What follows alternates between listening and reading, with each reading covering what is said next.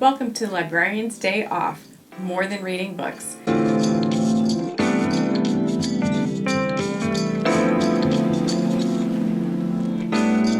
This is episode 2, and I am Larissa Cason, Library Director at Marion County Public Library. And I am Kathy McManus, Circulation Services Manager at Marion County Public Library. And we are broadcasting today from our expression booth.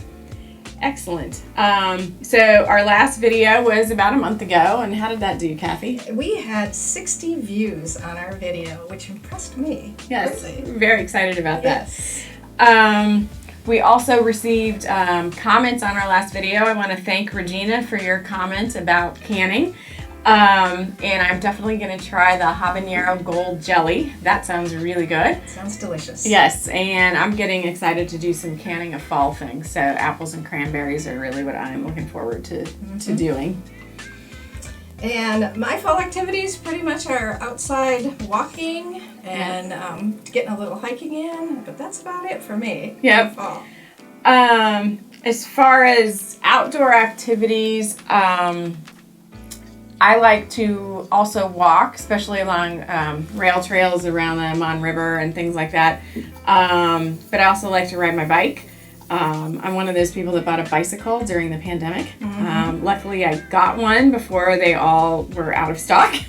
And I spent a lot of time, especially that summer, riding my bike outdoors. But that's what I like to do outdoors, is walking and hiking. We have some great trails here. And my favorite place to hike is either Cooper's Rock State Park or Valley Falls State Park, which have beautiful trails, especially in the fall with the leaves changing. It's just a delight to be out there. I don't think I've ever been to Valley Falls. It's a nice place. Yeah, I've been to Cooper's Rock, not Valley Falls though. Yeah. So joining us today are a couple of our staff members who will be sharing their favorite outdoor sport. So I would like to welcome Abbi Hott to Librarian's Day Off. Abbi, why don't you tell us a little bit about yourself? My name is Abbi. I've worked here at the library since last June, and I am the Outreach Services Manager. So Abby's going to talk to us about what she does on her days off, which is running. So how did you get started with running? So I've really liked running since I was a kid. I ran track and cross country in middle school and throughout high school.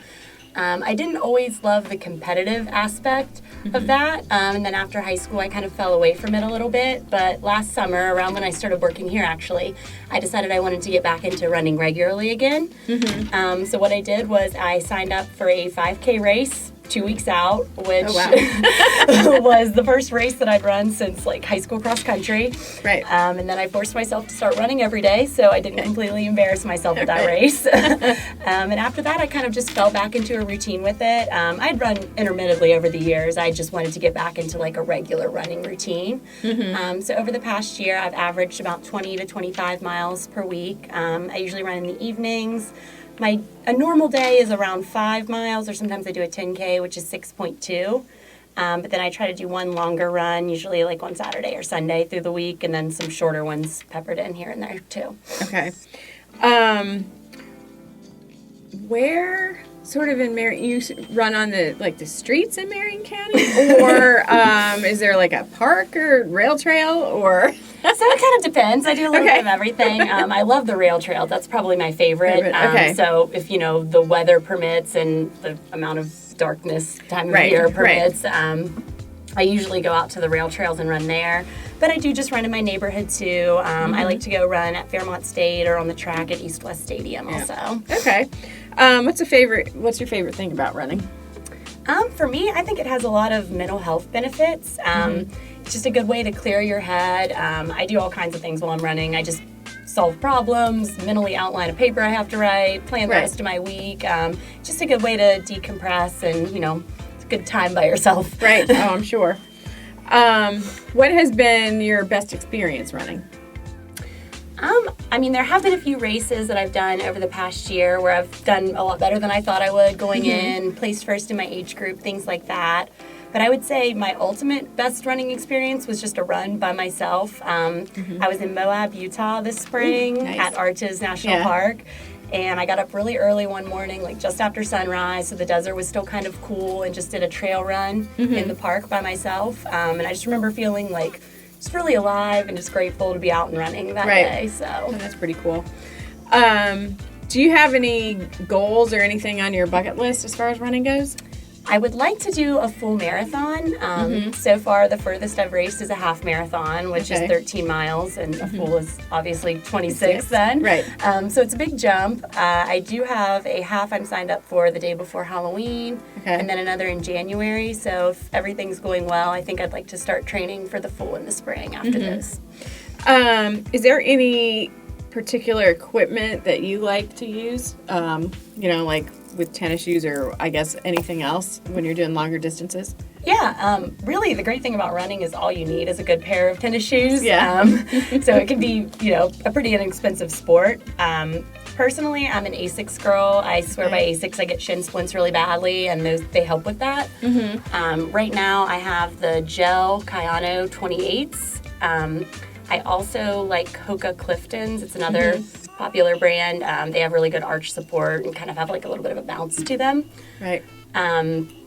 As far as other equipment, I do use my Apple Watch. I have an app called Nike Run Club that I swear by. I've used it since I started running again. You can track all of your runs. You can share your running data with friends. You can map the runs out. It's really good for like seeing your progress over time, how your average paces improve and things like that. It kind of maps everything out. There are also some guided runs, which I don't really use those. I like to just listen to music or my own thoughts when I'm running, but they do have those, and they're good for like beginners looking to do like a couch to 5K or things like that. And then, other than that, I do have a treadmill. I'm not a big fan of the treadmill. It's kind of a desperate circumstances only for me. I like to be outside. My treadmill is a Sunny Health and Fitness. It's not top of the line or anything like that. Those are more like the Peloton or Nordic Track models, but it gets the job done in the winter when it's icy or whatever, the 5 times a year I use it. So.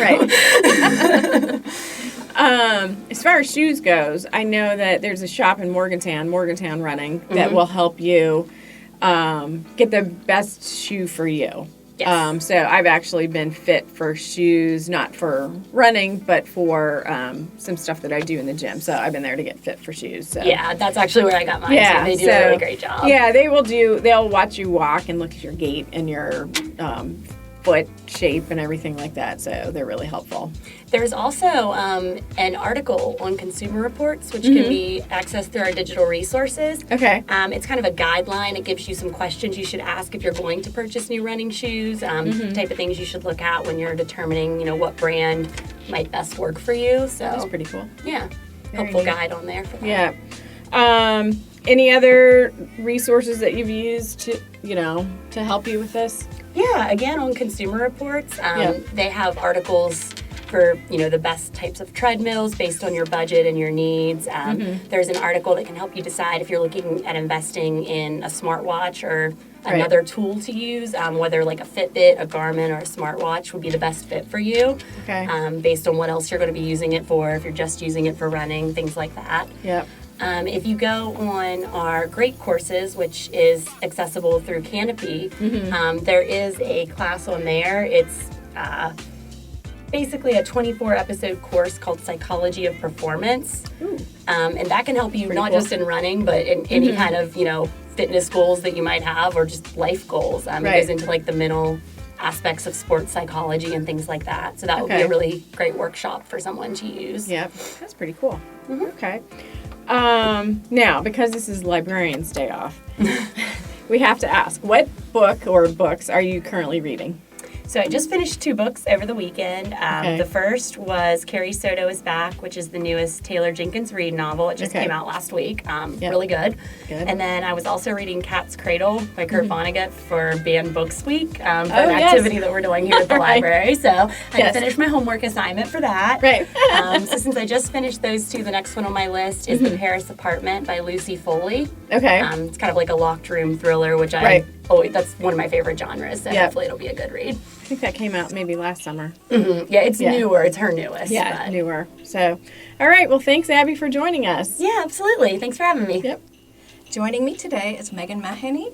She's a library specialist here at the library, and we've worked together 9 years. Yes. 9 years. It's been a long time. I can hardly believe it's been almost a decade. I know. It's amazing. So today we're going to talk about hiking, and we both share a love for hiking, and I thought it would be fun to hear Megan's experiences because she's done a lot more than me and gone further abroad than me with the hiking. So what got you started in hiking? It actually goes back to my childhood. I am from a very large family with one car back in the early 70s, so there was not a lot of mobility, and we had traditions as a family that we would go for hikes or picnics every season at least once, including in the winter. And so that's where it started, and it's something that I've kind of continued since then. And it has gotten bigger and further afield than what my parents were able to do for us when we were younger. But it is an interest, I think, that all of us in my family share. Yeah, that's great. What's your favorite thing about the sport? My favorite thing is just being out. There are studies that show that, I think they refer to it as, there's an ethnic word for it, but it's forest bathing. It's an Asian concept. Yes, I've heard of that, yes. And it does truly make me feel better to be out in the fresh air, moving my body. But unlike Abbi, I only run in case of emergency. Like if a bear's going to get you. I got loud for that. But it is when I'm by myself just walking. I also walk a lot. I walk 3 days a week because I do it in the at dark 30. In the dark, I do that with my husband. But when I walk by myself, it's very meditative for me. I have a little mantra that I chant sort of in my head while I'm walking. But I sometimes just feel the need to be out and to hear the birds, to feel the presence of the forest really underneath me, around me, surrounding me is very soothing to me.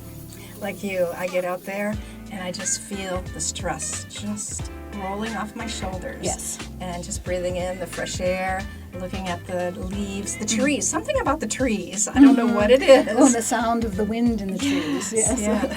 And when I go for my walks, it's like my brain is a little bit of a computer going through the files in my brain, throwing out things that I don't need anymore, and just contemplating the things that I do need to keep in the front of my mind to deal with for either today or the next day. Yes, Yeah. absolutely. Yeah. Yes.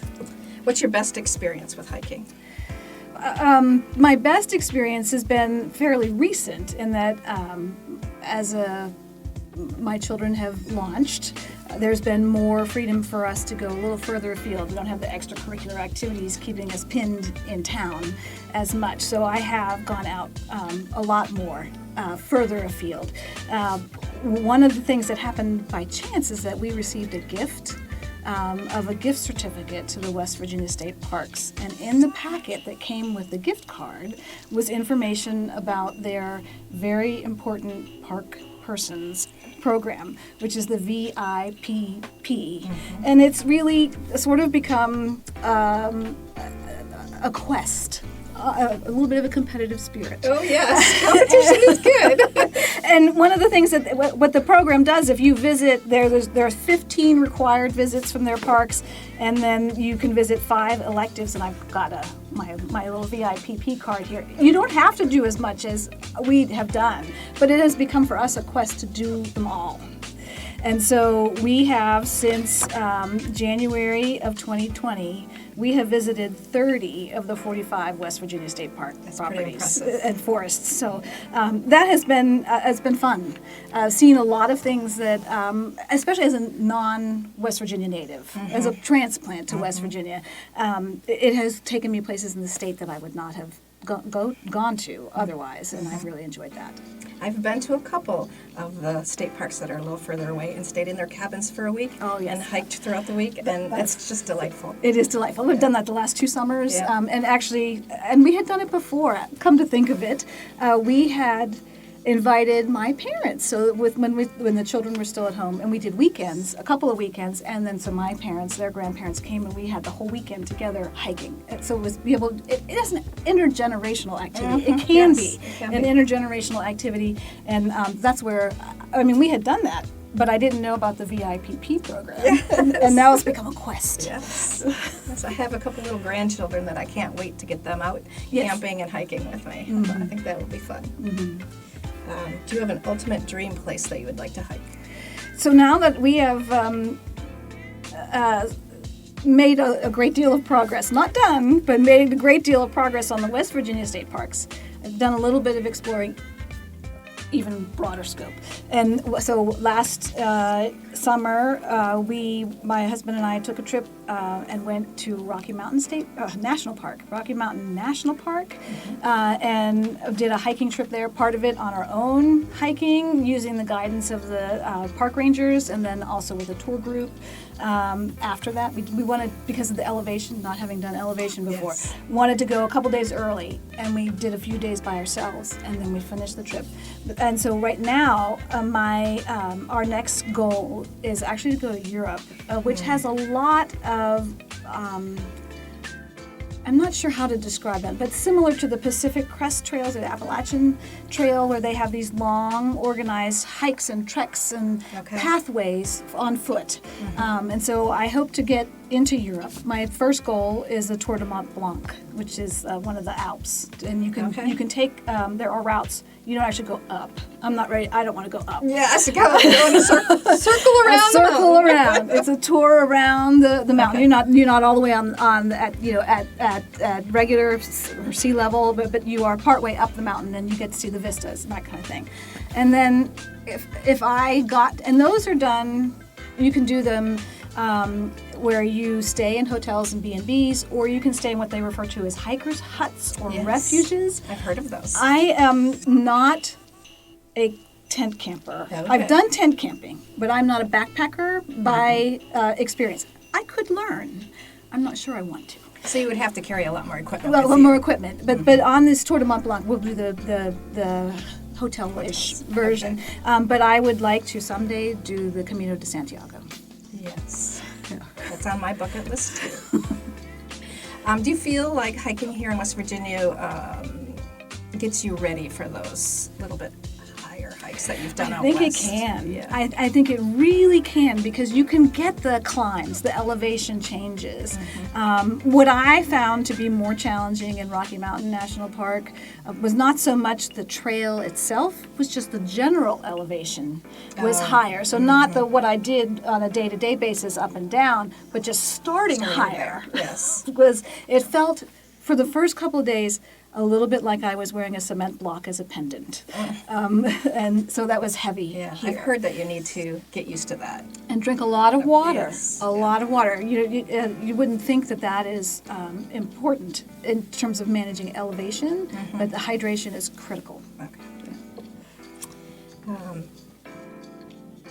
Let me see what you have in your hiking bag that you brought today. I did bring some show and tell items. It's so fun to do this after being out of school for so long. So I brought a number of things. I have 2 hats that I wear, and it will depend on what is happening weather-wise. If it's very, very sunny, I have a hat with a whole brim all the way around to keep the sun not just off my face and a little bit of my chest, but also the back of my neck and shoulders. And then if it's super hot, I might choose this one. I have a hiking hat. It's got a mesh here on the sides and a little more air circulation. And this is also good if it's raining. Yes. I like this kind of hat, so if I have to pull out my rain gear, I can put this on and it keeps the rain off my face. Although this is good too, but it doesn't fit under the hood. Yes. As well. And I do like on the smaller hat, your ponytail. I can put my back. pony in the back if my hair is long enough to do that. A lot of people do use a hiking pole, so I brought mine. They are collapsible, but I'm not going to collapse mine for you because these are an older model. So these have a twist and telescope. But you can get models where it's sort of like a music stand or a microphone stand where it's a clamp and it's easier to put it up and down. Or you can get some that are like tent poles, that are like shock corded, and you can do that. That is one of my, that's perhaps on my wish list for my next birthday. Gift-giving opportunity is collapsible ones that fold small enough to fit into a suitcase to get to Europe. Yes. And if you don't have these hiking poles, get them. They just increase your experience just amazingly for hiking. You can go faster. Yes. You don't have to look at your feet as much. Right. You just feel more sturdy. I also feel like, particularly climbs, that you wind up putting more effort into your arms and pulling yourself a bit with your arms, and then your legs don't get as tired. Yes. Yeah. No, and so that has been really helpful. I to highly me. recommend them. I do too. We started out when I bought these, because as I said, they're an older model. I bought 4, one for each of my family members in my household. And now that there's just 2 of us in the household, I am using 2 at a time, and I really prefer to use 2. So some people don't like them at all. Some people like just 1. I kind of like having 2. I feel a little more I do too. balanced. It does create some problems for trying to have your hands free for something. Yes. So I'm going to scoot myself back a little here. Excuse me. One of my tricks, my suggestions, and I don't know if you do this with your hiking partners. So I've got a hiking pack. I do not want to use a hydration pack. You can get like a bladder that has a little hose, and it can come out through the backpack, and it kind of sits over your shoulder. You can just take a sip out of the straw.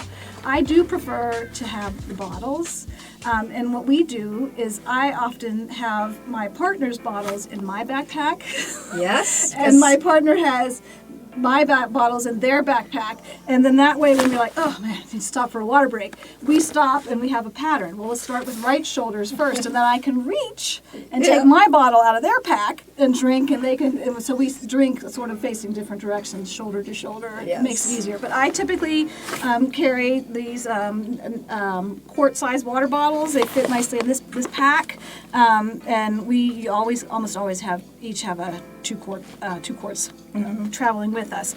I have an easy access. My pack in particular does not have a rain cover built in, so I have in my quick grab pocket, I have my own rain cover. And I believe we have a picture of Yes, you yes, there is a out picture. hiking Yes, in the rain. and I do have my my rain cover on my pack because it is raining in that picture. It was a light rain, so I opted to go with the full brim, but not the coat. But I did cover my pack.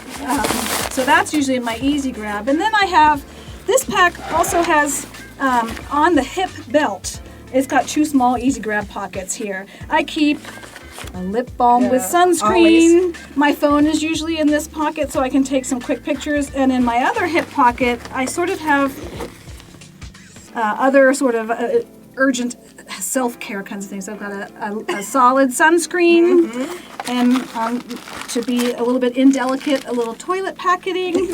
I've got some toilet paper and some container to carry the soiled stuff out. Leave no trace, my friends. Yep. If you pack it in, pack it out. And that includes your sanitary supplies. Excuse my French. And then I keep a little tiny mini carabiner in case I pick up something, which I would include in my quick grab pocket up here. I've got more tissues. I carry a garbage bag so that if someone else has not been polite and carried out what they carried in, I can take it out with me. And I have a couple of bandages in here. What else do I have?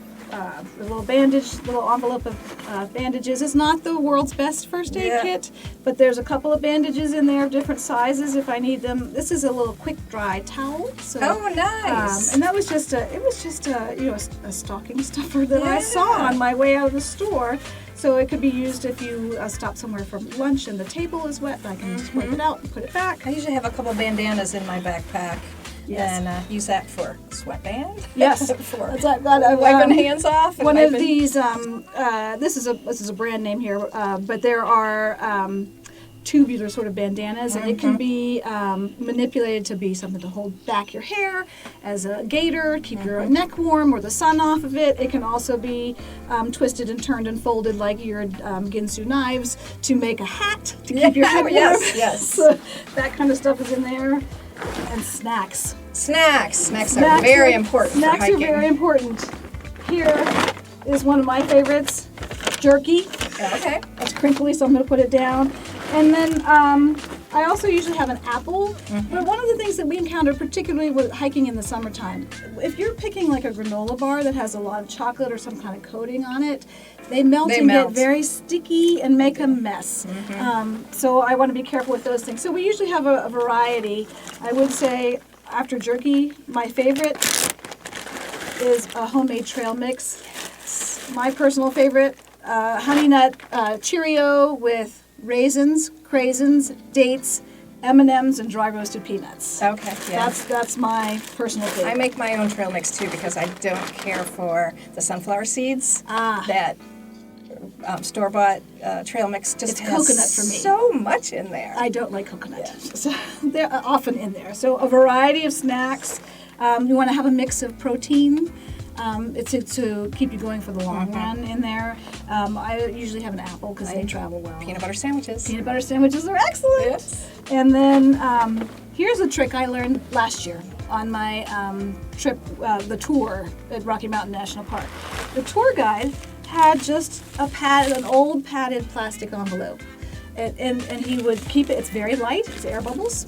And when it came time to sit down for lunch, you're just sitting down on a rock, sitting down on the ground, and you sit upon it. That's ingenious. See now, It's waterproof. it's waterproof. It's a little padded. It's light. Wow. Keeps your bottom clean and dry. I think I know where I can get some of those. I do too. And in terms of other emergency things in here, clean, Socks. dry pair of socks. Let's see what else. I've got one of those Mylar emergency blankets. I have one of those too. I don't carry all of the what do they call it, the basic 8 or the 10 essentials or 10 something. essentials of 10 hiking, essentials. yes. I carry a number of them, but not all of them. But one of them I do carry is the Mylar blanket because it can keep you dry. It will definitely keep you warm. And it's reflective, might draw attention if you're really desperate. And then I have a light source. I've got a headlamp in here in case we should get stuck outside. You hear those horror stories. I haven't experienced it yet. No, I don't want to. And then the very last thing I usually have, I do have a pair. Oh my goodness! A pair of rain pants. And there goes one of my bottles. Beg your pardon. Rain pants. I also have my raincoat. I didn't shove that in here today. But so basically, rain gear, some food. And basic hygiene items, and that's and I'll lots of say water. the only thing that I additionally add to mine, I have a whistle. Oh well, in my pack, and I would choose these. The design item you may want to look for is a sternum strap and a hip strap to help keep that load more comfortable on your back. My sternum strap has a little whistle built in. Oh my goodness, I should check mine at home because I have that same model backpack. I bet you do have a whistle right I bet there. you I do. So I'm going to put this down and try not to crinkle anymore. Have you used any library resources to assist you with your hiking? Well, I have used tour books to look at. There are a variety of guides that are available that are specific to very, very regional, some that are a little bit broader. You had pulled one there. I have. Yes. We have this available in the library. Hiking West Virginia, and you can see my little tabs. This is my personal copy. I have little tabs on all the places I still want to visit, and then I log my hikes in the book so Yes. that I can just refer back to it at a later date to see how far I went, and sometimes I even put if I liked the hike or not. Yes. And then Consumer Reports has some great articles. This one is how to pick out the right hiking boot for you. And then there's one about the water hydration systems and other things like tick prevention. There's Yes. a great many things on our Consumer Reports, and you can utilize that with a Marion County Public Library card. Yes. Yes. And then we did have a program. It's been a couple of years, but we have had speakers coming in before to the library, and one of the speakers we had did talk about hiking, and I attended that program and found that very useful. Yes. A lot of information, particularly about the 10 essentials. That Yes. was a source where we had speakers come at the library. All right, my go-to question at the end here is, what are you reading now?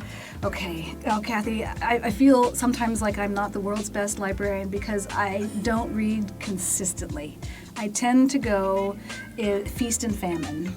And so right now I'm in a famine period. Okay. But in July, from mid-July to mid-August, I did read 6 books. That's quite a few. Yes. So the last 2 that I finished are Anxious People by Frederick Backman. I think, I'm not sure how he pronounces his name. It's a Norwegian, Swedish kind of thing. And a little more fluffy, I read the Bromance Book Club. Oh, that sounds interesting. By Lyssa K. Adams, and that was a recommendation by my fellow colleagues as an idea, potential idea for book club.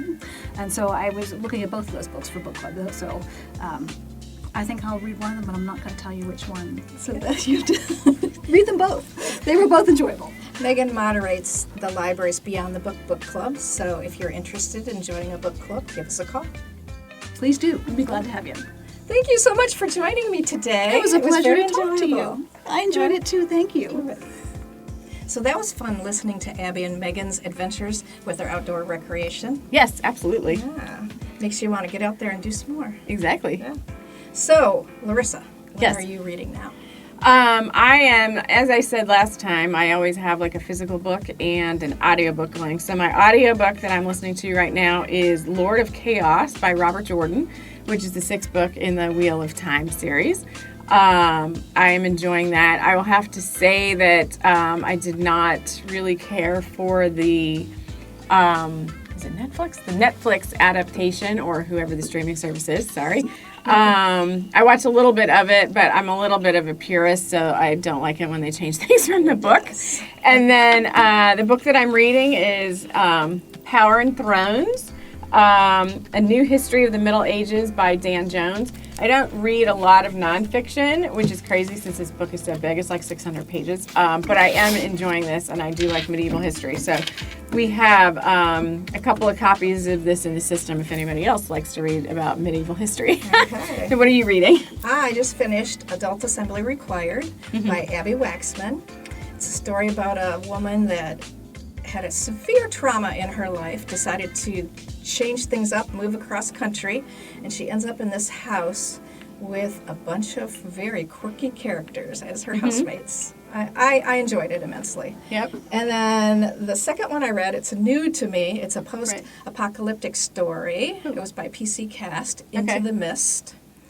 And I gotta tell you, it had my heart racing numerous times through that book. Is it standalone book or part of a series? It's the first of a series. So, Okay. yes. Yeah. Pretty cool.